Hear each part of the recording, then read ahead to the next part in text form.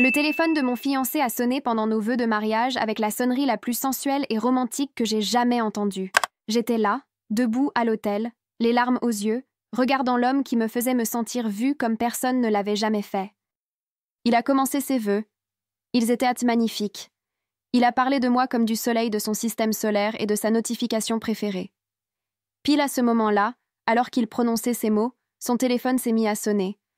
Mais ce n'était pas n'importe quelle sonnerie. C'était Pony de Genuine, la chanson la plus intime que j'ai jamais entendue. Le rythme sensuel a résonné dans toute l'église. Chaque personne dans la salle s'est tournée vers nous. Le visage de Norman est devenu livide, comme s'il avait vu un fantôme. Il a cherché son téléphone dans la poche de sa veste. La musique continuait, de plus en plus forte. I'm just a bachelor looking for a partner. Je suis juste un célibataire à la recherche d'une partenaire, résonnait maintenant dans les haut-parleurs de l'église. Il a enfin réussi à le sortir et à le mettre en silencieux. Je suis restée là, figée, dans ma robe blanche, tenant mon bouquet. « C'était qui ?» ai-je demandé. Les yeux de Norman ont balayé la pièce. « Mauvais numéro. Probablement un appel spam. »« Un appel spam. »« Norman, cette chanson est une sonnerie personnalisée. Tu l'as attribuée à quelqu'un. » Je l'ai fixée. « Alors, à qui as-tu mis cette sonnerie ?» Norman a ouvert la bouche, mais aucun son n'en est sorti. Son témoin a essayé de détendre l'atmosphère en riant. « Mec, c'est sûrement une blague entre potes. »« Alors montre-moi, » ai-je dit. « Montre-moi le téléphone. Montre-moi qui vient d'appeler. » Norman a serré le téléphone contre sa poitrine, comme pour le protéger. « Ce n'est personne. On peut continuer la cérémonie ?»« Non, on ne peut pas. » Ma voix a éclaté plus fort que je ne le voulais. Je ne dirai pas « oui, je le veux » tant que tu ne m'auras pas dit qui c'était. L'officiant a essayé de calmer tout le monde. Peut-être devrions-nous faire une courte pause. Montre-moi le téléphone, Norman. Il a reculé, secouant la tête. J'ai attrapé ma robe et suis descendue de l'hôtel. J'ai simplement traversé l'allée, dans la direction opposée. Norman m'a suivi, criant mon nom. « Bébé, attends, s'il te plaît !» Nous nous sommes retrouvés dans le hall de l'église, nos familles accourant derrière nous. Tout le monde parlait en même temps. Je me suis tournée vers Norman. « C'était une autre femme? Tu me trompes? »« Non, je te jure que non. »« Alors c'était qui ?» C'est alors que la mère de Norman, Gerlin, s'est avancée à travers la foule. C'est sa cousine Rebecca. Elle n'a pas pu venir au mariage. Elle est à l'étranger. Un silence s'est abattu sur la salle. Je l'ai regardée fixement. Sa cousine? Tu veux dire qu'il a mis une chanson sensuelle pour sa cousine? Elle a commencé à bégayer. C'est une blague entre eux. C'est dégoûtant. Et tu mens. Mon père s'est avancé. Fils, tu ferais mieux de parler maintenant. Norman a regardé sa mère, puis moi, le visage paniqué. Je ne peux pas. Je ne peux pas l'expliquer maintenant. Ma mère a commencé à pleurer. Tu as trompé ma fille? Son père lui a attrapé l'épaule. Norman, qu'est-ce que tu as fait? J'ai arraché mon voile et l'ai jeté au sol. Je ne me marierai pas avec toi tant que tu ne me diras pas la vérité. Ce devait être le plus beau jour de ma vie, et c'est en train de devenir un cauchemar. J'ai essayé de lui arracher le téléphone, mais il s'est brusquement écarté et l'a fait tomber. Le téléphone a volé dans les airs et a atterri dans la fontaine décorative. Plouf! Le bruit a résonné dans toute la salle. Norman a plongé la main dans l'eau pour le récupérer, mais l'écran était noir. Le téléphone était mort. Norman avait l'air soulagé, comme s'il était heureux que je ne puisse pas voir qui l'avait appelé. Désolé, le téléphone est foutu. On peut reprendre la cérémonie, s'il te plaît? Ma demoiselle d'honneur, Claire, a levé la main. Si c'était vraiment ta cousine, pourquoi sembles-tu si soulagée que le téléphone soit mort? Je veux la vérité, ai-je dit. Maintenant, ou ce mariage est terminé. Norman tremblait, les larmes aux yeux. Tu as 5 secondes. Je ne peux pas. 1, 2, 3, 4. D'accord. Norman a finalement craqué. La salle entière s'est tue. Il a pris une grande inspiration tremblante. Le nom de la femme, c'est Vanessa. Mon cœur s'est arrêté. Qui est Vanessa? C'est quelqu'un de mon passé. Qu'est-ce que ça veut dire? Sa mère s'est mise à pleurer et j'ai compris que c'était grave. Vanessa est la mère de mon fils. Les mots n'avaient aucun sens au début. Quoi? J'ai un fils. Il a 4 ans. Je ne te l'ai jamais dit. Le hall a explosé. Ma famille criait. Je n'arrivais plus à respirer. Tu as un fils? Un fils de 4 ans? Tu n'en as jamais parlé. Mais je restais confuse. Pourquoi a-t-elle cette sonnerie? Je l'ai mise il y a des années, quand on était ensemble. Elle ne m'appelle jamais. J'ai oublié de la changer. Mais ça n'explique pas pourquoi tu étais si terrifiée. Norman semblait prêt à vomir. Ce n'est pas toute l'histoire. Mes jambes se sont affaiblies. Quoi d'autre? Il y a 3 mois, Vanessa est revenue en ville. On s'est croisés dans un bar. Nous avons couché ensemble une fois. Je le jure. Une seule fois. J'ai senti comme un coup dans le ventre. Mon père s'est avancé, mais mes frères l'ont retenu. Pourquoi t'appelait-elle aujourd'hui? Ai-je crié. Norman ne pouvait plus parler. Sa mère a répondu à sa place. Elle est enceinte. J'ai senti mes genoux se dérober. Alors, et si on l'appelait? J'ai sorti mon téléphone. Donne-moi son numéro. Maintenant. Norman est resté figé, incapable de bouger. Mon père a fait un pas en avant, et le regard qu'il lui a lancé a suffi à faire reculer Norman.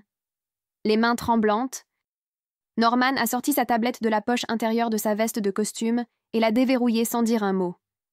Je la lui ai arrachée et j'ai ouvert son application de stockage en nuage, faisant défiler ses contacts de sauvegarde jusqu'à tomber sur un nom. Vanessa Wooten. Le numéro était juste là.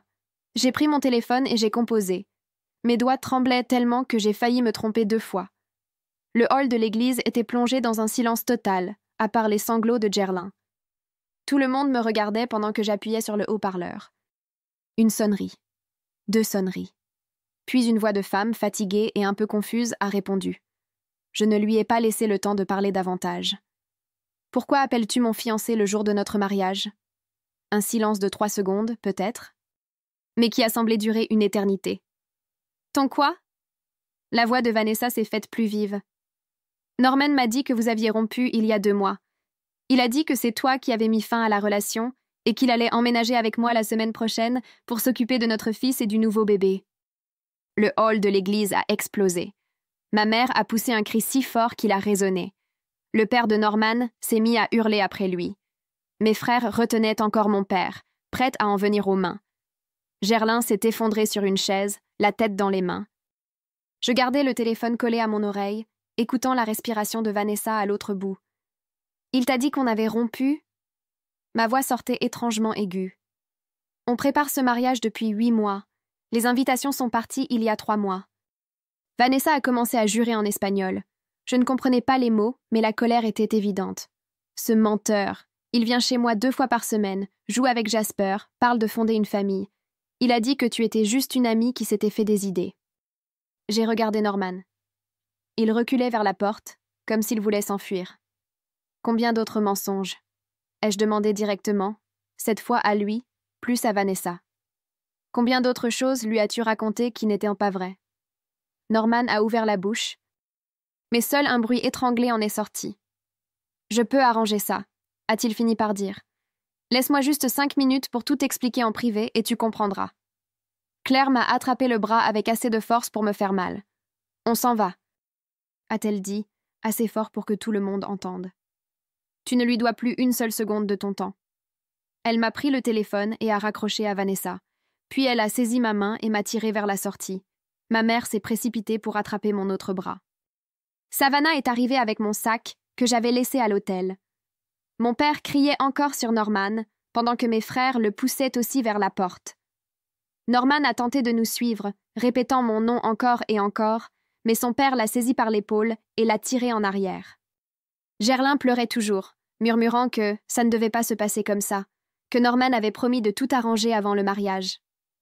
Nous sommes sortis sur le parking.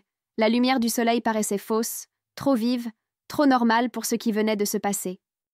Ma mère voulait me conduire, mais Claire a secoué la tête. « C'est moi qui la ramène, » dit-elle. « Toi et Savannah, suivez-nous. » Mon père montait déjà dans son pick-up, le visage rouge et les poings serrés. Les mensonges s'effondrent. Nous avons roulé jusqu'à la maison de mes parents dans 3 voitures différentes. Je tremblais tellement que mes dents claquaient, alors qu'il ne faisait pas froid. Claire gardait une main sur le volant et l'autre sur mon genou, silencieuse, simplement présente. Je regardais défiler les rues par la fenêtre, sans reconnaître quoi que ce soit. Nous avions fait ce trajet 1000 fois, mais cette fois, tout semblait différent. Une autre ville, une autre vie. Chez mes parents, tout le monde s'est précipité à l'intérieur. Ma mère m'a conduite directement au canapé. Je me suis effondrée complètement, sanglotant si fort que je n'arrivais plus à respirer. Elle m'a serrée contre elle pendant que ma robe de mariée se couvrait de larmes et de maquillage, le tissu blanc devenant gris et taché.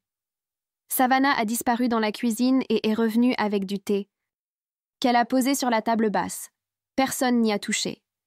Mon père faisait les 100 pas dans le salon, le téléphone collé à l'oreille, appelant les proches pour leur dire que le mariage était annulé. J'entendais sa voix trembler, malgré ses efforts pour rester ferme.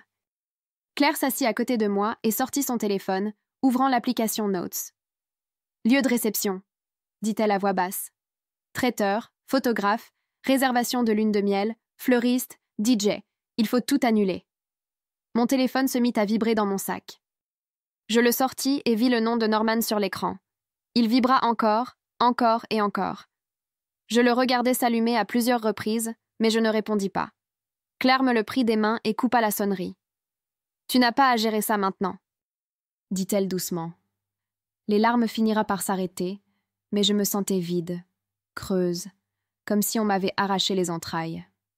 Ma mère m'apporta de l'eau et m'obligea à en boire, même si je n'en avais aucune envie. Savannah s'assit par terre à mes pieds, simplement pour être là. Mon père termina ses appels et s'affaissa dans son fauteuil, le visage gris et épuisé. Cette nuit-là, après que tout le monde se fût tu et que ma mère eut tenté de me faire avaler un peu de nourriture que je ne pouvais pas manger, je finis par regarder mon téléphone. 17 appels manqués de Norman, 6 messages vocaux. Je mis mes écouteurs et lançai le plus récent. La voix de Norman arriva, en pleurs, suppliant, disant qu'il devait tout m'expliquer, que Vanessa l'avait séduit à un moment où il se sentait vulnérable et perdu dans notre relation, qu'il avait fait une erreur, mais qu'il m'aimait, moi, et moi seule. Il disait que Vanessa ne comptait pas, qu'il cherchait simplement le bon moment pour me parler de Jasper, mais que ce moment n'était jamais venu. Sa voix devenait de plus en plus aiguë, désespérée, au fur et à mesure que le message avançait. Je l'effaçais sans écouter les autres. J'étais fatiguée de ses excuses, de ses mensonges et de sa version des faits où il n'était jamais responsable de rien. Le lendemain matin, je me réveillais dans ma chambre d'enfant et, pendant environ 3 secondes, j'oubliais tout ce qui s'était passé. Puis tout revint, et je me sentis malade. Je portais encore ma chemise de nuit, car je n'avais pas eu la force d'enlever correctement ma robe de mariée la veille. Ma mère m'avait aidée à l'ôter et l'avait accrochée dans l'armoire, hors de ma vue. Savannah dormait dans un sac de couchage sur le sol, ses cheveux éparpillés sur l'oreiller qu'elle avait pris dans la chambre d'amis. Elle avait refusé de me laisser seule, même après que je lui eus dit que j'allais bien. À 9 heures, la sonnette retentit et j'entendis la voix de Claire en bas. Elle monta dans ma chambre avec du café et un sac de bagels, encore vêtue de sa robe de demoiselle d'honneur de la veille, car elle aussi avait dormi chez mes parents. « J'ai pris toute la semaine de congé », annonça-t-elle en posant le café sur ma commode. « On va tout régler, en commençant par aller chercher tes affaires dans l'appartement que tu partageais avec Norman. » Mon père apparut à la porte. « Je viens aussi, » dit-il d'une voix qui ne laissait place à aucune discussion. « Tu n'iras pas là-bas seul. » L'idée d'affronter l'espace de Norman me donnait la nausée, mais je savais que Claire avait raison. J'avais besoin de mes affaires, mes vêtements, mon ordinateur portable, tout ce qui m'appartenait, avant que les choses ne deviennent encore plus compliquées. Nous avons conduit jusqu'à l'appartement dans la voiture de Claire, parce que je tremblais encore trop pour conduire moi-même. Mon père nous suivait dans sa camionnette, la benne vide, prête à charger ce qu'il faudrait. Le trajet a duré 20 minutes, et personne n'a beaucoup parlé. Claire me jetait de temps en temps un coup d'œil inquiet, comme si elle craignait que je m'effondre, mais je me sentais étrangement calme, concentrée sur la tâche à accomplir. Quand nous sommes arrivés à l'immeuble où Norman et moi avions vécu ensemble pendant 2 ans, mon estomac s'est noué. J'avais été tellement heureuse d'emménager ici, pensant que c'était le début de notre pour toujours. L'appartement était au 3e étage, et j'ai utilisé ma clé pour nous faire entrer. Norman n'était pas là, comme je m'y attendais. Il devait probablement être chez ses parents. essayant de gérer le désastre qu'il avait provoqué. L'appartement paraissait inchangé. La cuisine impeccable, le canapé où nous regardions des films, la table basse où nous avions dîné 1000 fois ensemble. Mais je voyais tout autrement à présent, cherchant des indices que j'avais manqués. Claire partit directement dans la chambre pour commencer à emballer mes vêtements. Mon père resta dans le salon, les bras croisés, la mâchoire serrée, observant les lieux. Je commençais à ouvrir les tiroirs de la cuisine, sans savoir vraiment ce que je cherchais. Dans le tiroir près du téléphone, je trouvais un deuxième chargeur, pas celui de mon téléphone, un chargeur d'iPhone, alors que Norman avait un Android. Je l'avais déjà vu auparavant sans jamais y prêter attention. Mais maintenant, je compris. C'était probablement pour le téléphone de Vanessa quand elle venait ici. Mes mains recommencèrent à trembler. Je me suis déplacée vers le bureau où nous gardions nos factures et nos papiers administratifs.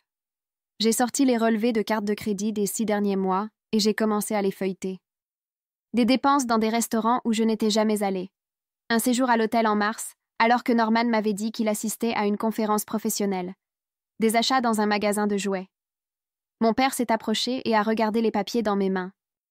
Il n'a rien dit, mais son visage est devenu rouge. J'ai attrapé tous les relevés et les ai glissés dans mon sac. Claire a appelé depuis la chambre, et nous y sommes allés tous les deux pour voir ce qu'elle avait trouvé. Elle se tenait devant le placard de Norman, tenant une boîte en carton.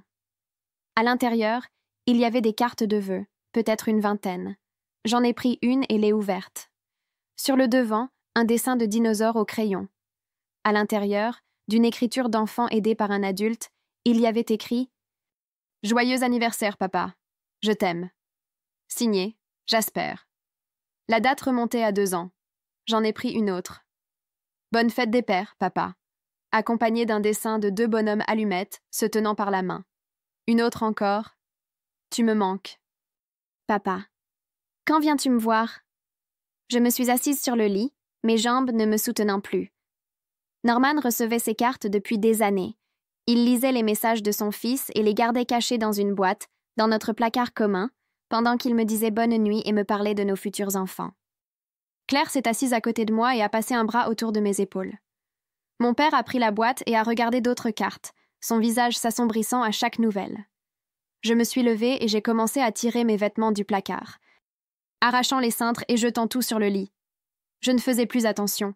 Je voulais seulement sortir de cet appartement qui me semblait soudain rempli de mensonges à chaque recoin. Claire m'a aidée à faire mes valises pendant que mon père portait des cartons jusqu'à la camionnette. Lors de son 3e aller-retour, Claire s'est arrêtée dans l'embrasure de la porte. Elle regardait l'ordinateur portable de Norman posé sur le bureau dans le coin. Il était ouvert et l'écran allumé. Je me suis approchée et ai bougé la souris. L'écran s'est illuminé et j'ai vu que Norman n'avait pas fermé sa session. Sa boîte mail était là, ouverte et accessible. Claire s'est rapprochée de moi. « Tu devrais regarder », a-t-elle dit doucement, avant qu'il ait le temps d'effacer quoi que ce soit. Et je savais qu'elle avait raison. Je me suis assise et j'ai commencé à faire défiler sa boîte de réception. Il y avait des dizaines de courriels de Vanessa remontant à plusieurs mois. J'ai cliqué sur le plus récent, datant d'il y a 3 semaines. Il parlait de la remise de diplôme de maternelle de leur fils et demandait si Norman allait venir. Vanessa écrivait que Jasper demandait sans cesse si son papa serait là pour le voir recevoir son certificat. Norman avait répondu qu'il essaierait, mais qu'il était occupé avec la préparation du mariage. La préparation du mariage. J'ai eu la nausée. J'ai continué à défiler et à cliquer. Il y avait des courriels concernant des rendez-vous médicaux pour Jasper, des paiements de pension alimentaire en retard, des messages où Vanessa demandait quand Norman allait enfin me dire la vérité. J'en ai trouvé un, daté d'il y a 2 mois, qui m'a coupé le souffle. Vanessa demandait si Norman était sûr de son plan. La réponse de Norman faisait 3 paragraphes. Il expliquait qu'il devait aller jusqu'au bout du mariage pour ne pas décevoir ses parents, car ils avaient déjà payé la moitié et sa mère ne lui pardonnerait jamais de les humilier. Il disait qu'après la lune de miel, il m'avouerait qu'il avait commis une erreur et demanderait un divorce rapide. Il écrivait qu'il emménagerait ensuite avec elle et Jasper à la fin de l'été, et qu'il pourrait enfin être une vraie famille. Il disait que m'épouser était juste une étape nécessaire à traverser. Je l'ai lu 3 fois, et chaque fois c'était pire que la précédente. Claire lisait par-dessus mon épaule, et j'ai entendu son halètement. Mon père est revenu et nous a vus devant l'ordinateur. Lui aussi a lu le courriel. Puis il est allé dans la cuisine, et j'ai entendu la porte d'un placard claquer violemment. Le bruit a résonné dans tout l'appartement. J'ai continué à cliquer, mes mains bougeant plus vite. Il y en avait tant. Norman et Vanessa échangeaient constamment depuis des mois. Elle lui avait envoyé des échographies du nouveau bébé. Il avait répondu avec des émojis en forme de cœur. Il y avait des courriels planifiant leur avenir ensemble, parlant de trouver une maison plus grande, discutant de prénoms. Et pendant tout ce temps, il rentrait chez moi le soir et me parlait de notre lune de miel. Claire a sorti une clé USB de son sac. « Transfère-les toi », a-t-elle dit. « Tous. Et laisse-moi les copier aussi. » J'ai créé un nouveau dossier et commencé à y glisser les courriels. Je me les suis envoyés à ma propre adresse. Puis j'ai tout copié sur la clé USB de Claire. Mon père a trouvé l'imprimante et a commencé à imprimer les pires messages, ceux qui montraient le plus clairement le plan de Norman. L'imprimante a craché page après page de preuves. J'ai continué à fouiller l'ordinateur. J'ai trouvé la sauvegarde de ces messages textes et vu des mois de conversation avec Vanessa qui correspondaient au courriel. Des messages doux, intimes, sur leur fils, sur leur vie ensemble, envoyés pendant qu'il était assis à côté de moi sur le canapé. J'ai trouvé des photos sur son ordinateur. Jasper au parc, à son anniversaire, jouant dans un jardin que je ne reconnaissais pas. Norman avait une vie parallèle, soigneusement documentée dans des fichiers numériques que je n'avais jamais vus. Quand nous avons fini d'emballer tout ce que je possédais et d'imprimer les courriels importants, nous sommes partis. Je n'ai laissé aucune note. Je n'ai pas fermé l'ordinateur. Je voulais que Norman rentre et voie que j'avais tout découvert. Nous avons chargé les dernières boîtes dans la camionnette de mon père et sommes retournés chez mes parents. Il était presque midi et je me sentais vidée, comme si je n'avais pas dormi depuis des jours. La fin de retour chez mes parents, Savannah m'attendait dans la cuisine. Elle avait préparé des sandwichs que personne ne mangeait et du café qui refroidissait. J'ai étalé tous les emails imprimés sur la table de la salle à manger. Savannah s'est approchée pour regarder, les yeux écarquillés. Nous avons passé l'heure suivante à tout examiner, classant les messages par date, construisant une chronologie. Savannah prenait des notes sur son ordinateur portable, créant un document retraçant chaque mensonge. L'aventure avec Vanessa ne datait pas de 3 mois comme Norman l'avait prétendu. Ils couchaient ensemble, de manière intermittente, depuis les 4 années que j'étais avec lui. Il y avait eu des pauses dans leur contact, mais ils reprenaient toujours. La plus longue avait duré environ 8 mois, l'année dernière, précisément lorsque Norman m'avait demandé en mariage. 3 mois plus tard, les emails avaient recommencé. Ma mère est entrée et a vu ce que nous faisions. Elle s'est assise et a commencé à lire, le visage devenant livide. Quand elle a eu fini, elle s'est levée et a passé un coup de téléphone. Je l'ai entendue dans la cuisine parler avec la coordinatrice du lieu de réception, expliquant que nous devions tout annuler. 15 minutes plus tard, elle est revenue et s'est assise à côté de moi. « Il rembourse la majorité de la compte », a-t-elle dit. La coordinatrice a été très compréhensive. Elle a dit « Cela arrive plus souvent qu'on ne le croit ». J'ai ressenti un léger soulagement. Au moins, c'était une chose de moins à affronter. Ce soir-là, la sonnette a retenti. Mon père est allé ouvrir et j'ai entendu la voix de Norman dans le hall. Je me suis levée et suis allée vers la fenêtre du salon d'où je pouvais voir la porte d'entrée. Norman était sur le perron, essayant de passer, mais mon père avait un bras appuyé contre le cadre, bloquant l'accès. Je ne pouvais pas entendre chaque mot, mais je voyais la bouche de mon père bouger, sa voix ferme et chargée de colère. Norman a tenté d'avancer, et mon père lui a posé une main sur la poitrine pour le retenir. Puis il a dit quelque chose qui a fait reculer Norman. Il pleurait, le visage rouge et déformé. Mon père a pointé l'allée du doigt. Norman est resté figé 1 minute, puis il a tourné les talons et est parti. Mon père est revenu et a verrouillé la porte. « Je lui ai dit de passer désormais par les avocats », a-t-il dit. « Il n'est plus le bienvenu ici. » 1 heure plus tard, le téléphone de ma mère a sonné. Elle a regardé l'écran et me l'a montré. Gerlin. Ma mère a répondu et a mis sur haut-parleur. La voix de Gerlin est arrivée, entrecoupée de sanglots, presque incompréhensible. Elle s'excusait, disant qu'elle avait dit à Norman qu'il devait me dire la vérité avant le mariage, qu'elle l'avait supplié d'être honnête, mais qu'il promettait toujours qu'il allait gérer. Elle disait qu'elle n'avait jamais voulu que cela se passe ainsi. Je l'ai écoutée pleurer pendant une 30aine de secondes. Puis j'ai regardé ma mère et j'ai dit « Raccroche ». Ma mère a terminé l'appel. Gerline a essayé de rappeler 2 fois, mais ma mère n'a pas répondu. Le lendemain, Claire est revenue avec son ordinateur portable. Nous nous sommes assises à la table et avons ouvert le compte bancaire commun que Norman et moi partagions. J'y avais versé de l'argent chaque mois pendant 2 ans pour le mariage et notre avenir. Norman y avait également accès. Claire a affiché l'historique des transactions et nous avons commencé à passer les mois en revue. En janvier, un virement de 1 500 $ à Vanessa. En février, encore 1 000 $. En mars, 2 000 $. Les montants variaient, mais les virements étaient presque mensuels, parfois plusieurs fois par mois. De l'argent de notre compte commun, l'argent que j'avais déposé pour notre vie ensemble, servait à soutenir l'autre famille de Norman. Claire a fait le total. Rien que l'année précédente, Norman avait envoyé plus de 18 000 $ à Vanessa depuis nos fonds communs. J'ai eu la nausée. Cet argent devait payer notre lune de miel, les meubles de la maison que nous avions prévus. À la place, Norman l'avait utilisé pour financer la vie qu'il comptait mener sans moi. Je suis restée à fixer le chiffre que Claire avait noté, 18 000 $. Mes mains se sont mises à trembler. C'était notre voyage de noces en Grèce. C'était l'apport pour la maison que nous voulions acheter. J'avais sauté l'achat de vêtements professionnels, mangé des restes à midi chaque jour pour économiser davantage. Et Norman avait pris cet argent pour l'envoyer à une autre femme pendant que je planifiais notre mariage. Claire a posé une main sur mon épaule, mais je la sentais à peine. La trahison n'était plus seulement émotionnelle. Elle était là, en noir sur blanc. Transaction après transaction, la preuve qu'il avait volé notre avenir pour en bâtir un autre, sans moi. J'ai refait les calculs dans ma tête, espérant m'être trompée, mais le total était le même. Au moins 15 000 $ rien que sur la dernière année. Probablement plus si on remontait plus loin. Claire a refermé l'ordinateur et m'a regardée. Il faut protéger ce qu'il reste maintenant. J'ai hoché la tête. Elle avait raison. Norman avait toujours accès au compte. Il pouvait tout vider avant que je n'aie le temps d'agir. Nous avons pris mon sac et mes clés et sommes partis directement à la banque. C'était presque l'heure de la fermeture, mais nous sommes arrivés 10 minutes avant. La conseillère semblait perplexe quand je lui ai expliqué que je devais ouvrir un nouveau compte immédiatement et transférer des fonds d'un compte joint. Elle m'a demandé si tout allait bien. Je lui ai répondu que mon mariage avait été annulé et que je devais séparer mes finances. Son visage a changé. Elle a pris un ton compatissant et s'est mise à agir rapidement. Nous avons ouvert un nouveau compte courant à mon seul nom.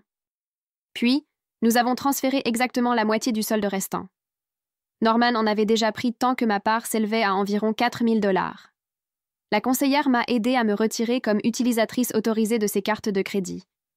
Elle m'a conseillé d'annuler aussi la carte commune pour protéger mon dossier de crédit. Je l'ai fait sur le champ, la regardant taper sur son clavier. Chaque clic sonnait comme une reprise de contrôle. En sortant de la banque, j'étais épuisée, mais soulagée. Au moins, Norman ne pouvait plus rien me prendre. De retour chez mes parents, Savannah était assise à la table de la cuisine, son ordinateur ouvert et un cahier plein d'écritures. Elle a levé les yeux en nous voyant. J'ai trouvé 3 avocats spécialisés en droit de la famille qui offrent une première consultation gratuite. J'ai déjà pris des rendez-vous pour toi, demain à 10 h, jeudi à 14 h et vendredi à 11 h. Je l'ai regardée, stupéfaite. Ma petite sœur, celle qui oubliait habituellement de me rappeler, venait d'organiser toute ma semaine. Elle a vu mon expression et a haussé les épaules. Tu as déjà assez à gérer. Je peux m'occuper des appels et de la logistique. Je l'ai prise dans mes bras et elle m'a serré fort. Pour la première fois depuis le désastre du mariage, j'ai cru que je pourrais peut-être vraiment m'en sortir. Les jours suivants sont passés dans un flou. J'ai rencontré les 3 avocats et choisi celui qui semblait le plus franc sur ce que je pouvais espérer récupérer. Il a dit que l'argent que Norman avait pris sur notre compte commun serait difficile à récupérer. Techniquement, c'était aussi le sien, mais que nous pouvions tenter. Il a ajouté que les dépenses de mariage payées par moi ou ma famille pourraient être réclamées devant un tribunal civil. Mon père a déclaré qu'il paierait les honoraires car il voulait que Norman affronte les conséquences. J'ai passé mon temps chez mes parents à ignorer les appels et les messages de Norman.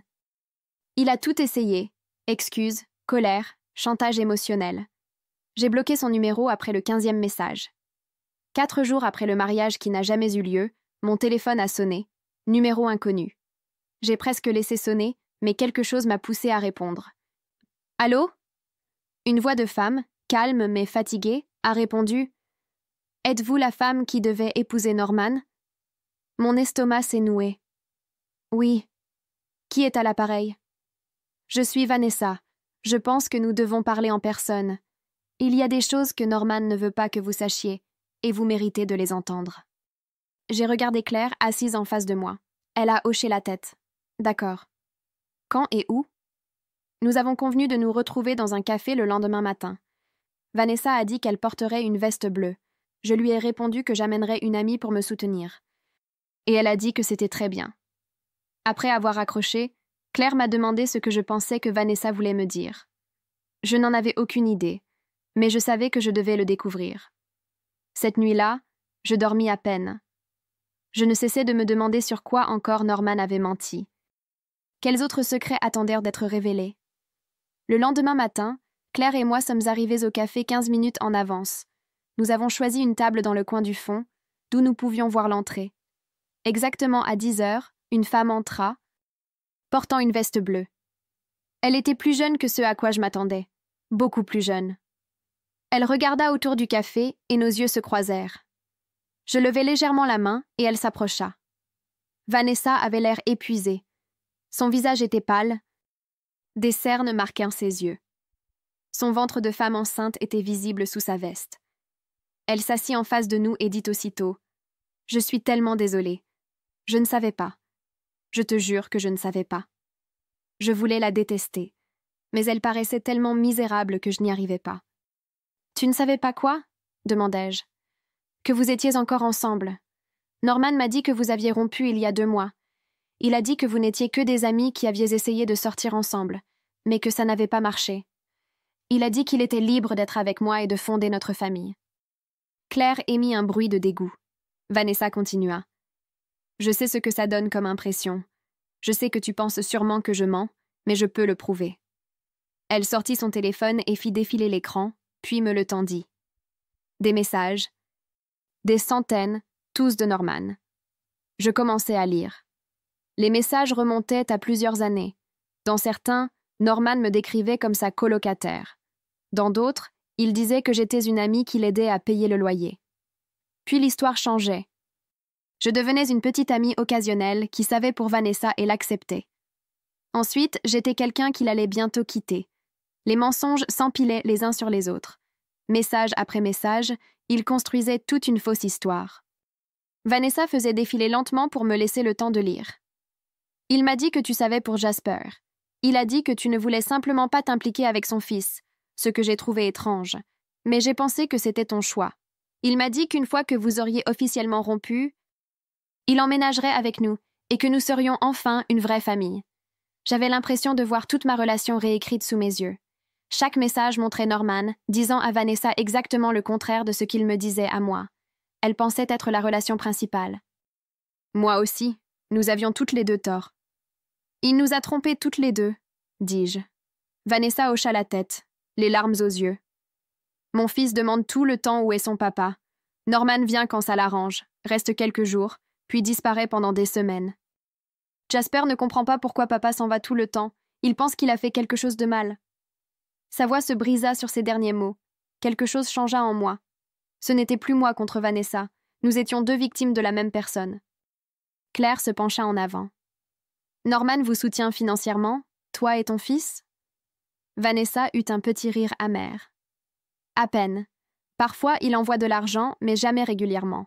Il promet d'aider à payer les factures et ne le fait pas. Je travaille 2 emplois alors que je suis enceinte. Parce que je ne peux compter sur lui pour rien. Il dit qu'il va s'améliorer, mais il ne change jamais.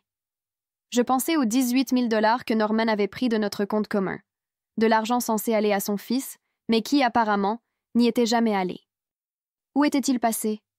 Nous restâmes encore 1 heure à comparer nos histoires, à combler les vides dans les mensonges de l'autre. Vanessa me montra des photos de Jasper, un petit garçon adorable avec les yeux de Norman. Elle me parla de sa grossesse, de la façon dont Norman lui avait promis d'être présent pour ce bébé, mais qu'elle n'y croyait plus. Elle était épuisée par les mensonges et les promesses non tenues. Avant de partir, nous échangeâmes nos numéros. Vanessa dit qu'elle me tiendrait au courant pour la grossesse et le test de paternité, bien qu'elle soit certaine que ce bébé était de Norman, vu le moment. Claire lui conseilla de consulter un avocat pour la garde et la pension alimentaire. Vanessa répondit qu'elle y pensait déjà. En marchant vers la voiture, Claire dit « Tu t'en es très bien sorti. Je pensais que tu serais plus en colère. Je haussai les épaules. Je suis en colère contre Norman, pas contre elle. Elle en a été trompée, tout comme moi. Ce soir-là, alors que je préparais le dîner chez mes parents, mon téléphone sonna. Numéro inconnu. Je répondis sans réfléchir. La voix de Norman explosa à travers le combiné. « Qu'est-ce que tu crois faire à parler à Vanessa dans mon dos? Tu essaies de la retourner contre moi. Tu veux détruire ma relation avec mes enfants. » Je ris. Je ne pus pas m'en empêcher. L'audace était incroyable. « Je ne te fais rien, Norman. C'est Vanessa qui m'a appelé. Et elle n'est pas contre toi. Elle voit enfin qui tu es vraiment. Tu n'as pas le droit de t'immiscer dans ma famille. » « Ta famille? Laquelle, Norman? Celle que tu construisais avec moi ou celle que tu construisais avec elle, parce que tu ne peux pas avoir les deux. » Il se mit à hurler, disant que j'étais injuste, irrationnelle, que je réagissais de manière excessive à une erreur, que si je l'aimais vraiment, je lui pardonnerais et on arrangerait tout. Je raccrochai au milieu de sa phrase et bloquai aussi ce nouveau numéro. Mon père me regarda de l'autre côté de la cuisine. « Ça va ?» J'acquiesçai. Pour la première fois depuis des jours, oui, j'allais bien. L'avocate et la vengeance. Le lendemain matin, j'avais mon premier rendez-vous avec l'avocate en droit de la famille que Savannah avait trouvé. Claire m'y accompagna, car je me sentais encore fragile après tout cela. Le cabinet se trouvait dans un grand immeuble du centre-ville, avec des baies vitrées et un mobilier élégant dans la salle d'attente. Une femme d'une 50aine d'années sortit pour nous accueillir. Elle avait les cheveux courts et gris, une poignée de main ferme. Elle me conduisit à son bureau pendant que Claire restait dans la salle d'attente. Je me suis assise en face de son bureau et j'ai sorti le dossier contenant les courriels imprimés et les relevés bancaires que j'avais apportés. Elle mit ses lunettes de lecture et commença à tout examiner, page par page. Son visage resta neutre, mais elle prit des notes sur un bloc-notes jaune. Après une vingtaine de minutes, elle leva les yeux vers moi. Elle dit que les courriels montrant le plan de Norman de me quitter après le mariage constituaient une preuve solide de fraude. Les relevés bancaires prouvant qu'il avait retiré de l'argent de notre compte conjoint renforçaient encore mon dossier. Elle m'expliqua que, même si nous n'étions pas mariés, j'avais de fortes bases pour une plainte civile pour fraude et préjudice financier. Elle pouvait m'aider à déposer une demande pour récupérer l'argent qu'il avait pris. Je lui demandai combien cela coûterait et combien de temps cela prendrait. Elle répondit que ses honoraires initiaux s'élevaient à 3 000 $ et que l'affaire pourrait durer de 6 mois à 1 an, selon que Norman conteste ou accepte un règlement. Mais elle pensait que j'avais de bonnes chances de gagner. Ensuite, elle parla des dépenses du mariage. Elle expliqua que tout l'argent que moi ou ma famille avions payé de nos propres poches pouvait potentiellement être récupéré par le biais d'un tribunal des petites créances. Ce serait lent et émotionnellement épuisant à poursuivre. Elle avait vu des affaires similaires devenir compliquées lorsque la partie adverse refusait de coopérer. Norman pourrait faire traîner les choses, manquer les audiences, prétendre qu'il n'avait pas d'argent, mais j'avais le droit légal d'essayer. Je restais là, à penser à tout l'argent que mes parents avaient investi dans le mariage. L'acompte pour le lieu, le traiteur, les fleurs. Ma robe seule avait coûté 2 000 $. Je regardai l'avocate et lui dis que je voulais tout poursuivre. Norman ne devait pas s'en tirer après avoir volé ma famille, et moi simplement parce que c'était compliqué à gérer. Elle hocha la tête et dit qu'elle commencerait à rédiger les documents. Nous fixâmes un autre rendez-vous la semaine suivante pour tout revoir avant le dépôt officiel. Quand je revins dans la salle d'attente, Claire se leva aussitôt. Elle me demanda comment cela s'était passé. Je lui dis que l'avocate pensait que j'avais un dossier solide. Claire me prit dans ses bras et me dit qu'elle était fière que je prenne enfin des mesures au lieu de simplement subir les choix de Norman. Nous rentrâmes chez mes parents et je me sentis plus légère, comme si je reprenais enfin le contrôle. Cet après-midi-là, j'étais assise sur le canapé de mes parents, parcourant des annonces d'appartements sur mon ordinateur portable, quand mon courriel fit un ping. Nouveau message de Norman. Mon estomac se noua. J'étais sur le point de le supprimer sans lire, mais la curiosité l'emporta. Je l'ouvris. Le message était long, très long. Des paragraphes et des paragraphes de mots. Il commençait par des excuses. Il disait qu'il avait eu peur de me parler de son fils parce qu'il pensait que je le quitterais, qu'il m'aimait trop et ne pouvait pas supporter de me perdre. L'histoire avec Vanessa n'était qu'un « moment de faiblesse », survenu lorsqu'il était stressé par le mariage. Il s'était senti dépassé par la pression et avait commis une terrible erreur. Il savait qu'il aurait dû tout me dire depuis le début, mais il avait été lâche. Il voulait une seconde chance pour prouver qu'il pouvait être l'homme que je méritais. Nous pourrions aller en thérapie ensemble. Il ferait tout pour arranger les choses. Il écrivit sur tous nos bons souvenirs, nos voyages, nos blagues privées, sur le fait que j'étais sa meilleure amie et son âme sœur. Il ne pouvait pas imaginer sa vie sans moi. Il me suppliait de lui donner une dernière chance. Le courriel continuait encore et encore. Je le lus jusqu'au bout et ne ressentis rien d'autre que de la colère. Pas une seule phrase ne prenait une véritable responsabilité. Tout tournait autour de sa peur, son stress, ses sentiments. Il qualifiait la tromperie de moment de faiblesse, comme si c'était quelque chose qui lui était arrivé plutôt qu'un choix qu'il avait fait. Il m'avait caché l'existence d'un enfant pendant 4 ans. Mais d'une manière ou d'une autre, tout cela n'était qu'une histoire de peur, pas de mensonge. Son incapacité à admettre réellement ce qu'il avait fait était presque impressionnante. Je fermai l'ordinateur portable et me rendis dans mon ancienne chambre. Je m'assis au bureau où je faisais mes devoirs au lycée et ouvris mes courriels sur mon téléphone. Je cliquai sur « Répondre » et écrivis une seule phrase : « Que ton avocat prenne contact avec le mien ». Puis je collai le nom et les coordonnées de mon avocate. J'appuyai sur « Envoyer ». Ensuite, je bloquai l'adresse de Norman dans mes paramètres de messagerie. Je bloquai aussi à nouveau son numéro, au cas où il essaierait d'appeler d'un autre téléphone. J'en avais fini d'être accessible à sa manipulation. Un nouveau départ Savannah frappa à ma porte et entra. Elle me demanda si j'allais bien. Je lui racontai ce que Norman m'avait envoyé et comment j'avais répondu. Elle dit que c'était parfait. Court, clair, sans espace pour qu'il déforme mes mots. Puis elle s'assit sur mon lit et sortit son téléphone. Elle dit que nous devrions commencer à chercher un appartement parce que je ne pouvais pas rester éternellement chez nos parents. J'avais besoin de mon propre espace pour recommencer. Nous passâmes les 2 heures suivantes à consulter des annonces. La plupart étaient trop chères ou situées dans de mauvais quartiers, mais Savannah trouva finalement un petit appartement d'une chambre dans un quartier que j'avais toujours adoré. Il avait des planchers en bois, de grandes fenêtres et était disponible immédiatement. Le loyer était raisonnable. J'appelai le propriétaire tout de suite et pris rendez-vous pour le lendemain. Mes parents dirent qu'ils m'aideraient avec la caution et le 1er mois de loyer. Le lendemain matin, Savannah et moi allâmes visiter l'appartement. Il se trouvait au 3e étage d'un vieil immeuble, avec un café au coin de la rue. Le propriétaire nous attendait dehors. C'était un homme âgé, propriétaire du bâtiment depuis 30 ans. Il nous fit monter les escaliers et ouvrit la porte. L'appartement était petit, mais lumineux. La cuisine avait des placards blancs et des plans de travail noirs. La chambre pouvait accueillir un lit queen avec de la place pour une commode. La salle de bain était petite, mais propre. Je marchais en touchant les murs et en regardant par les fenêtres.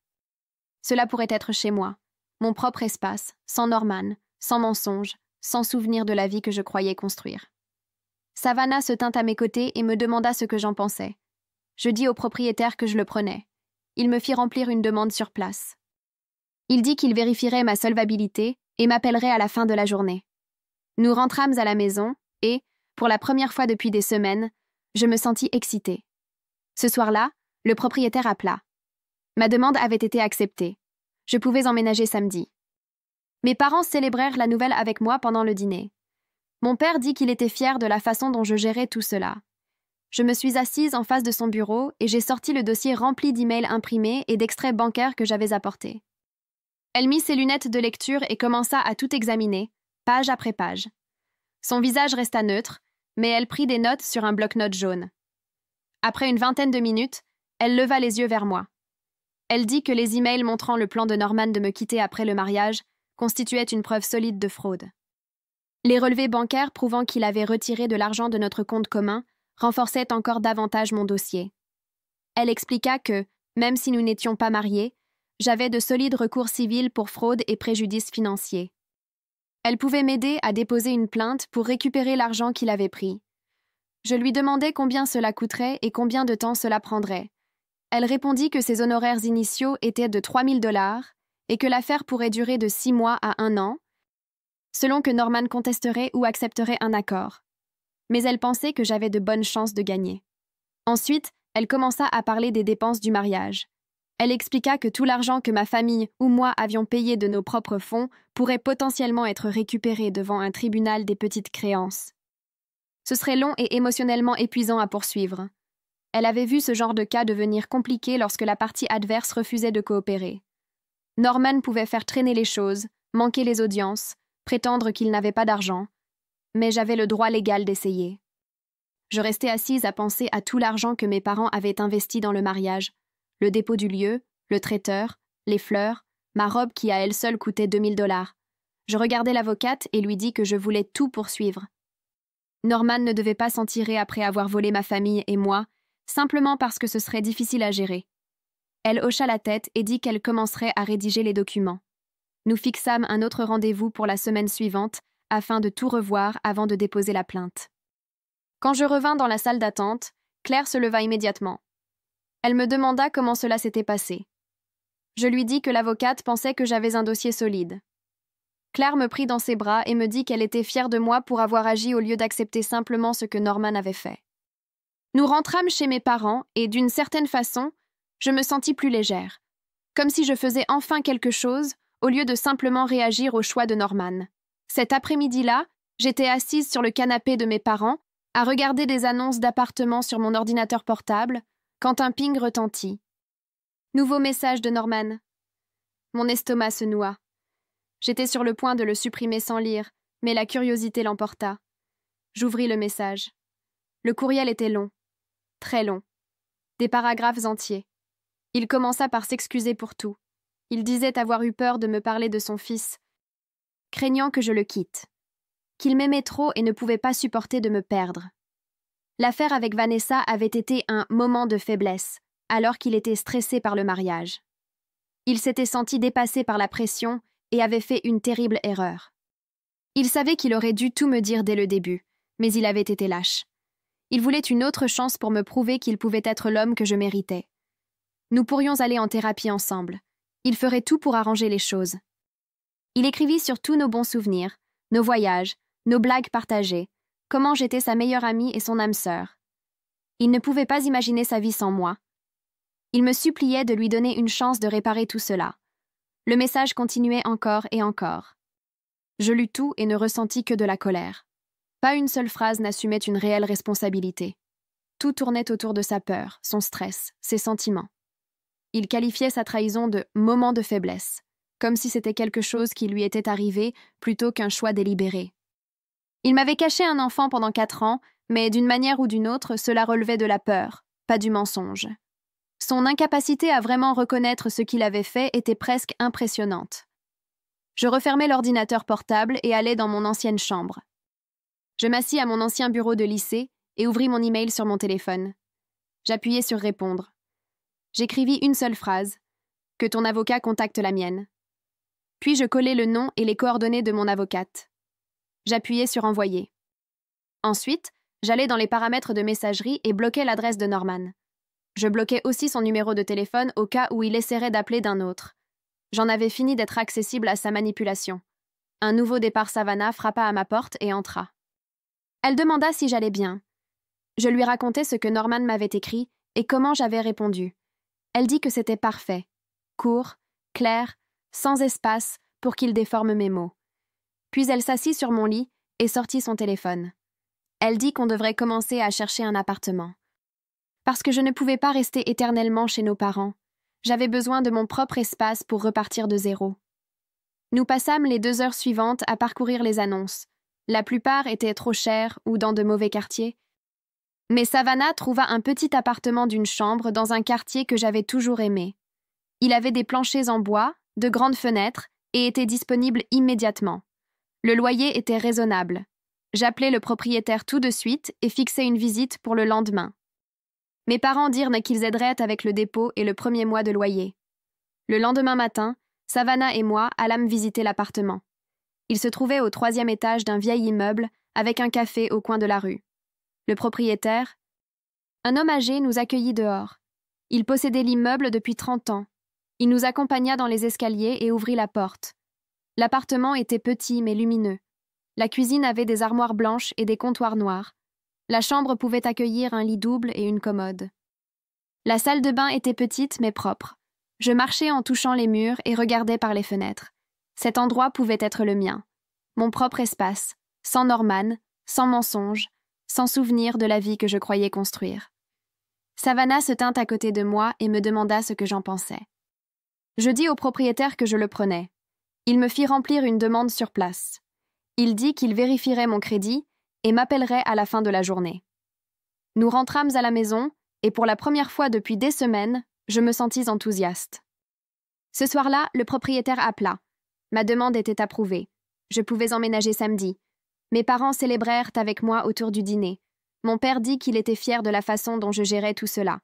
La réceptionniste m'avait fixé un rendez-vous pour cet après-midi même avec Isabella Parsons. Je suis arrivée 15 minutes en avance et j'ai rempli les formulaires demandant mes antécédents en santé mentale et la raison de ma visite. J'ai écrit « Mariage annulé à cause de la trahison de mon fiancé » dans la section prévue à cet effet. Isabella m'appela pile à l'heure. Elle était plus jeune que je ne l'avais imaginé, dans la trentaine environ, avec des yeux bienveillants et une voix douce. Son bureau baignait dans une lumière tamisée, avec des fauteuils confortables. Elle me demanda de lui raconter ce qui s'était passé. J'ai commencé depuis le tout début, avec l'appel téléphonique pendant la cérémonie. Les mots sont sortis plus facilement que je ne l'aurais cru. Isabella écouta sans m'interrompre. Quand j'eus terminé, elle me demanda comment je dormais et si je mangeais bien. J'avouai que ces deux choses allaient très mal. Elle dit que c'était normal dans les cas de traumatisme liés à la trahison. Nous avons passé le reste de l'heure à parler de ce que cela signifie réellement. Elle expliqua que ce n'était pas seulement une question de tristesse ou de colère, mais de voir toute sa réalité s'effondrer. Tout ce que je pensais savoir sur Norman et sur notre relation était un mensonge. Mon cerveau tentait de traiter cela tout en pleurant l'avenir que j'avais perdu. Elle me demanda ce que je ressentais envers Vanessa et Jasper. Je lui dis que j'éprouvais une étrange compassion pour eux, qu'ils n'avaient rien demandé à tout cela. Isabella dit que cela montrait une grande maturité émotionnelle. Peu de gens pouvaient séparer leur colère contre Norman des personnes innocentes prises dans son chaos. En partant, je me sentis légèrement moins noyée. J'ai pris rendez-vous pour la semaine suivante. 2 jours plus tard, mon téléphone vibra. Un message de Vanessa. Norman avait encore manqué sa visite prévue avec Jasper. Son fils avait pleuré pendant 1 heure, demandant pourquoi papa ne voulait plus de lui. Elle en avait assez de trouver des excuses pour Norman. Elle songeait à aller en justice pour obtenir officiellement la garde et la pension alimentaire au lieu de leur arrangement informel. J'ai lu le message 3 fois. Pauvre enfant. 4 ans, et déjà il apprenait que son père n'était pas fiable. Je lui ai répondu immédiatement. Je lui ai dit qu'elle devait engager un avocat et officialiser tout cela. Norman ne changerait pas de lui-même. Il fallait des conséquences légales pour le forcer à agir correctement. Je lui ai proposé de lui transmettre les coordonnées de mon avocate, qui avait été efficace et directe. Vanessa répondit en quelques minutes, me remerciant et disant qu'elle n'aurait jamais imaginé que l'ex de Norman se montre plus bienveillante que Norman lui-même. Je lui ai envoyé le nom et le numéro de mon avocate. Puis j'ai prévenu celle-ci que Vanessa pourrait l'appeler. Mon avocate répondit qu'elle serait ravie de recommander à Vanessa un bon avocat spécialisé en droit de la famille dans son cabinet. 3 semaines après le désastre du mariage, mon avocate envoya une lettre de mise en demeure à l'avocat de Norman. Elle réclamait la restitution des 15 000 $ pris sur nos comptes conjoints, ainsi que la moitié des dépenses du mariage payées par ma famille, un total d'environ 25 000 $.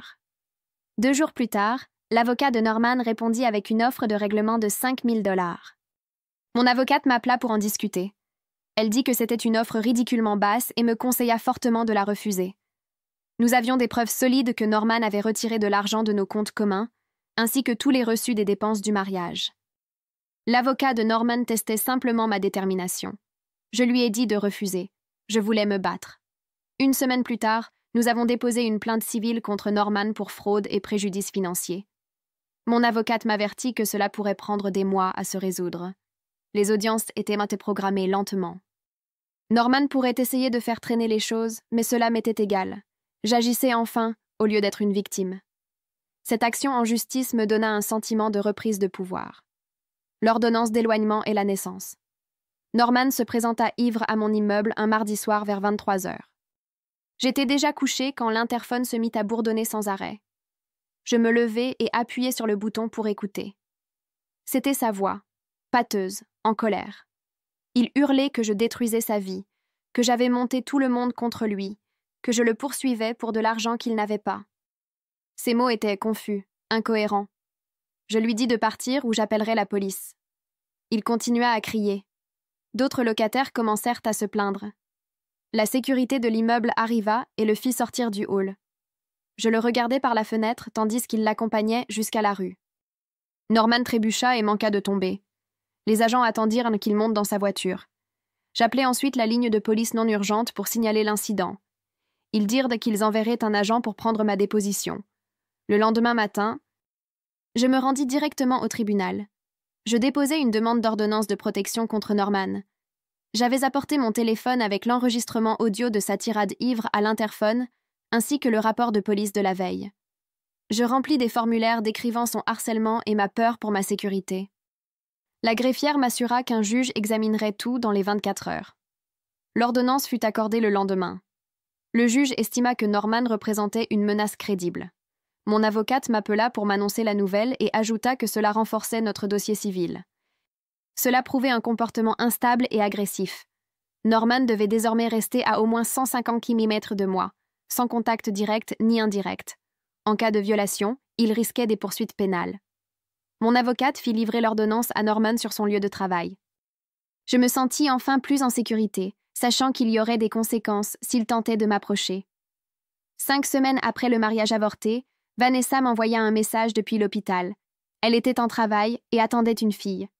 Norman était présent, mais plus occupé par son téléphone que par elle. Elle semblait épuisée de lui à tous les niveaux. Je lui répondis en lui souhaitant du courage et en lui disant qu'elle était forte. Elle m'envoya un emoji cœur. 3 heures plus tard, un autre message arriva. La bébé était née, en bonne santé. Vanessa l'avait appelée Scarlett. Elle joignit une photo. Une minuscule fille aux cheveux sombres et au visage froissé. Je restai longtemps à la regarder. Cette enfant innocente allait grandir avec Norman pour père. Elle devrait affronter sa désorganisation, ses promesses brisées. Un jour, elle pleurerait peut-être comme Jasper, en demandant pourquoi papa n'était pas venu. Je ressentis une tristesse profonde. Pas de colère, juste de la peine pour un autre enfant pris dans le chaos de Norman. 2 jours après la naissance, je reçus un message de Gerlin. Elle disait que Cyrus était allé à l'hôpital et avait enfin dit à Norman qu'il avait honte de l'homme qu'était devenu son fils, qu'il était dégoûté par ses mensonges et ses manipulations. J'ai lu le message 2 fois sans répondre. Cela me faisait étrange de recevoir encore des nouvelles de cette famille. Ce n'était plus mon combat, mais je ne vais pas mentir. Savoir que même le propre père de Norman le réprimandait me procura une certaine satisfaction. L'accord et la paix. Le lendemain matin, j'eus ma séance hebdomadaire avec Isabella. Assise dans son bureau, je me sentais épuisée après des semaines à tout digérer. Elle me demanda à quoi je pensais. Je lui dis que je continuais à me demander si j'avais manqué des signes ou si je n'avais simplement pas été assez bien pour Norman. Isabella m'arrêta net. Elle dit que la trahison de Norman n'avait rien à voir avec mon insuffisance. C'était une question de son caractère et de ses choix. Aucune quantité d'amour de ma part n'aurait pu corriger sa propension à mentir et manipuler tout le monde autour de lui. Cela m'a frappé fort, mais dans le bon sens. J'avais porté la culpabilité de penser que, peut-être, si j'avais été différente ou meilleure, Norman ne m'aurait pas trompée. Mais Isabella m'a aidé à comprendre que c'était un raisonnement inversé. Norman avait fait ses choix en fonction de ce qu'il était, pas à cause de quelque chose qui me manquait. Je suis sortie de cette séance plus légère que je ne l'avais été depuis des semaines. La procédure judiciaire a avancé plus vite que prévu. Mon avocate m'a appelée pour me dire que l'avocat de Norman avait proposé une médiation afin d'éviter le tribunal. Elle pensait que notre dossier était solide et que nous pourrions probablement obtenir la plupart de ce que nous demandions par un accord. Elle a expliqué que la médiation serait plus rapide et moins coûteuse qu'un procès. J'ai accepté d'essayer, car je voulais que tout cela se termine et reste derrière moi. 6 semaines après le désastre du mariage, je suis entrée dans le bureau de médiation du centre-ville. Mon avocate m'a rejointe dans le hall et nous sommes montés ensemble. Norman était déjà là avec son avocate. Il avait l'air affreux. Il avait perdu du poids et avait des cernes comme s'il ne dormait plus. Son costume flottait sur lui. Je n'ai rien ressenti en le voyant, sinon un soulagement de ne plus être responsable de lui. Nous nous sommes assis à une table de conférence, un médiateur entre nous. Norman a essayé de croiser mon regard, mais j'ai fixé mon avocate à la place. Le médiateur a expliqué comment le processus allait se dérouler et a demandé à l'avocate de Norman de présenter sa position en premier. Elle a commencé à parler de la situation financière de Norman. Elle a sorti des relevés bancaires et des fiches de paie montrant qu'il était ruiné après avoir entretenu 2 foyers et payé les frais médicaux de Vanessa. Elle a soutenu que Norman ne pouvait pas se permettre de me rembourser la somme demandée. Mon avocate est immédiatement intervenue. Elle a déclaré que Norman avait créé cette situation par ses propres choix et qu'il me devait toujours une compensation pour l'argent qu'il avait volé de nos comptes communs et pour les dépenses du mariage payées par ma famille. Elle a présenté nos documents prouvant exactement ce qu'il avait pris. Le médiateur a demandé directement à Norman pourquoi il avait retiré de l'argent de notre compte commun sans m'en parler. Norman a bafouillé, disant qu'il essayait de subvenir aux besoins de son fils et qu'il ne savait pas comment me le dire. Mon avocate a souligné qu'il aurait pu me parler de son fils des années plus tôt, au lieu de mentir et de voler. Nous avons échangé des arguments pendant 2 heures. L'avocate de Norman répétait qu'il ne pouvait pas payer. La mienne continuait à démontrer ce qu'il devait. Finalement, le médiateur a suggéré une pause pour réfléchir à des compromis possibles. Pendant la pause, mon avocate m'a dit que nous pouvions pousser jusqu'au procès et probablement obtenir davantage, mais cela prendrait des mois et coûterait plus cher en honoraires. Elle pensait que nous devrions essayer de parvenir à un accord aujourd'hui si possible. À notre retour, l'avocate de Norman a fait une offre. Norman me verserait 12 000 $ en paiement échelonné sur 2 ans. Ses parents ajouteraient 8 000 $ immédiatement pour combler le reste. Ce n'était pas tout ce que j'avais demandé, mais c'était déjà quelque chose. Mon avocate m'a regardée et j'ai acquiescé. J'étais prête à en finir. Nous avons signé l'accord de règlement sur place. Gerlin a transféré les 8 000 $ sur mon compte le jour même. Elle a joint une note disant qu'elle espérait que je pourrais un jour lui pardonner son rôle dans les mensonges de Norman. J'ai regardé le message un moment. Je n'étais pas prête à lui pardonner. Peut-être que je ne le serai jamais, mais je ne l'ai pas supprimé non plus. Je l'ai simplement laissé là et j'ai fermé mon application bancaire. La semaine suivante, Vanessa m'a envoyé un message disant qu'elle avait officiellement déposé une demande de garde complète et de pension alimentaire. Elle a ajouté que l'avocat de Norman avait tenté de plaider qu'il ne pouvait pas payer une aide suffisante à cause de ses obligations financières envers moi. Apparemment, le juge n'a pas eu beaucoup de compassion pour les problèmes que Norman s'était lui-même créés. Le tribunal lui a ordonné de payer une pension substantielle pour ses 2 enfants. Vanessa semblait soulagée dans ses messages. Elle disait que peut-être maintenant, Norman serait enfin forcé de grandir et d'assumer ses responsabilités. Regarder vers l'avenir. J'ai commencé à envisager de sortir à nouveau. Rien de sérieux, juste pour voir si je pouvais refaire confiance aux gens après tout ce que j'avais vécu. Claire m'a présenté un ami de son mari.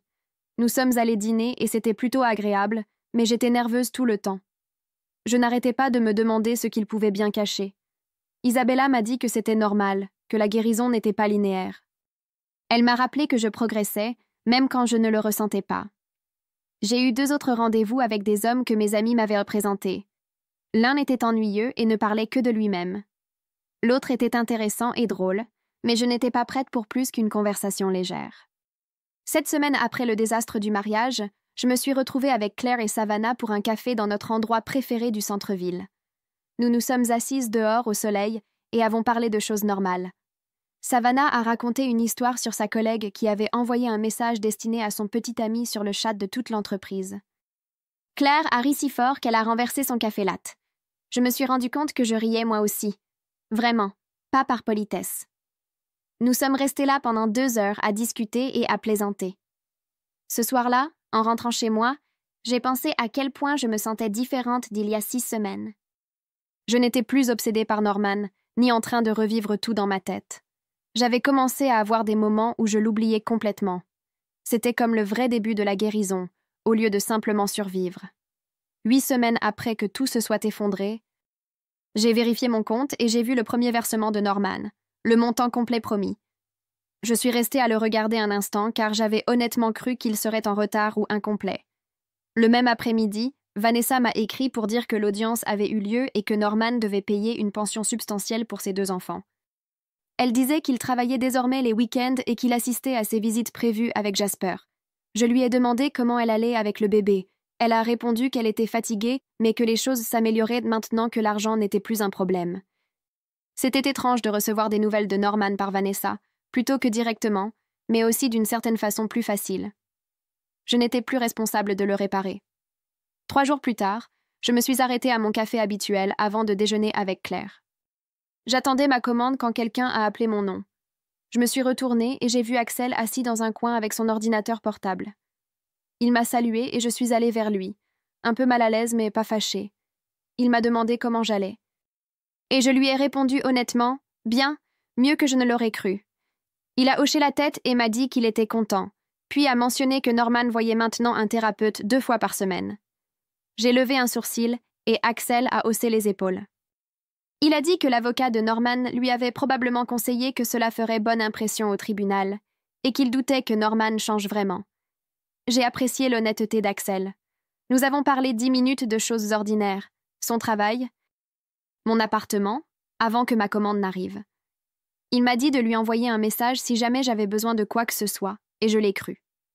2 mois après le mariage qui n'a jamais eu lieu, mes parents m'ont invité à dîner. En arrivant, j'ai vu la voiture de Savannah déjà garée, ainsi que celle de ma tante et de mes oncles. En entrant, j'ai compris qu'ils avaient organisé une petite fête pour célébrer mon nouveau départ. Ma mère avait préparé mon plat préféré, et mon père ne cessait de remplir mon verre d'eau comme si j'avais encore 12 ans. Après le repas, Savannah s'est levée et a pris la parole. Elle a dit qu'elle était fière de la façon dont j'avais tout géré avec dignité et force, que je n'avais jamais laissé le chaos de Norman me rendre amère ou mesquine. Ma tante a commencé à pleurer de joie, et mon père m'a serré l'épaule. Je me suis sentie véritablement soutenue et aimée par ces gens, d'une manière qui rendait l'absence de Norman moins douloureuse. Comme si j'avais été tellement concentrée sur la construction d'une vie avec lui que j'avais oublié la famille que j'avais déjà. Ce soir-là, je me suis assise sur le canapé que j'avais choisi moi-même, dans un appartement entièrement à moi. Pas de décision partagée, pas de compromis, pas de secrets cachés dans les placards. J'ai pensé à ce que j'avais imaginé à ce moment-là, en tant que jeune mariée, probablement en train de discuter avec Norman de qui devait faire la vaisselle ou planifier notre premier Noël. Ce n'était pas ce futur-là, mais, assise là, dans le calme, entourée de mes propres affaires, j'ai compris que j'allais vraiment bien. Peut-être même mieux, pour avoir découvert qui Norman était réellement avant de m'attacher légalement à lui pour toujours. J'étais en train de construire quelque chose d'authentique, avec des gens qui me respectaient et me valorisaient là vraiment. Et cela, c'était sans doute le meilleur résultat possible d'une situation qui aurait pu être la pire.